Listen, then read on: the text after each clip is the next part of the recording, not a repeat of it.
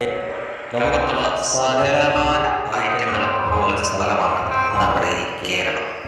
കിളി പോയതും എഞ്ചിനോട് കംപ്ലീറ്റ് ആയതും പിരി പോയതും സ്റ്റേഷൻ വിട്ടുപോയതുമായിട്ടുള്ള സകല ഐറ്റങ്ങളെ നമുക്ക് എടുക്കാം. അതൊരെണ്ണമാണ് ഈ പോണത്. വല്ലവരുടെ കേരളത്തിൽ ജയിലിൽ കിടക്കുന്ന ആദ്യത്തെ മുതലാണ്. സ്വാതന്ത്ര്യസമരം നടത്തുകയാണെന്നാണ് പുള്ളി പറയുന്നത്. 2 ദിവസമായിട്ട് ഭക്ഷണം കഴിച്ചിട്ടില്ല എന്നൊക്കെ ആകെ കാണിക്കുന്നത്. എവിടെ പോയാലും നോക്കും, ദ്രോഹമുണ്ട് ഉൾപ്പെടെ. കഥകളെ പഠിച്ചിട്ടുള്ളതാണ് തോന്നുന്നത്. ഏതായാലും കൊള്ളാം.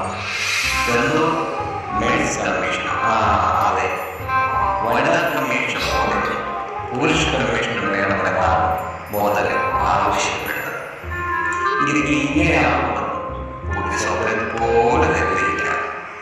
നേരത്തെ നിന്ന് താളം പെടുന്നത് പോലെ ഒരു ലാപ്ടോപ്പ് വെച്ച് എന്ന് വിളിച്ചു പറയാം എന്നായിരുന്നു മോദൽ കരുതിയത്. പക്ഷേ ഇത്തവണ പണി പാളി. 14 ദിവസമാണത്രേ അകത്ത് കിടക്കേണ്ടത്. ഒരർത്ഥത്തിൽ ജനങ്ങൾക്ക് ഒരു വലിയ ഉപകാരമായിരുന്നു. എന്താണെന്ന് 8-ാം തീയതിയാണ് നടൻ ദിലീപിന്റെ വിധി വരുന്നത്. അന്ന് ഈ മോദൽ പുറത്തെങ്ങാനും ഉണ്ടായിരുന്നെങ്കിലുള്ള അവസ്ഥ ഒന്ന് ആലോചിച്ച് നോക്കി. TV തുറക്കാനേ പറ്റില്ലായിരുന്നു. ഏതെങ്കിലും ഒരാളിരുന്നു എനിക്കൊരു 30 സെക്കൻഡ് തരുമോ എന്ന് പറഞ്ഞ് അകന്ന് ഈ മോദലിനെ കാണേണ്ടി വന്നേനെ.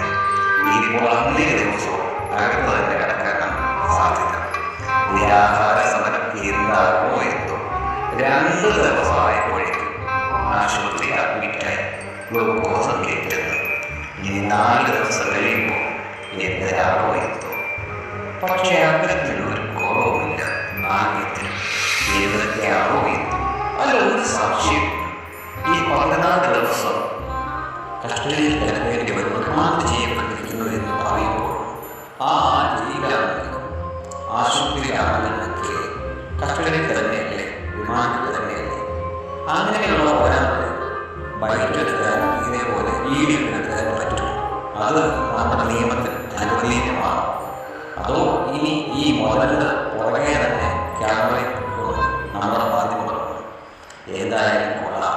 14 ദിവസത്തേക്ക് ഒരേ അക്കരം തന്നെ. അതിനിടെ ദിലീപിൻ്റെ കേസിൽ ഇനിയും വരും. അന്ന് അകത്ത്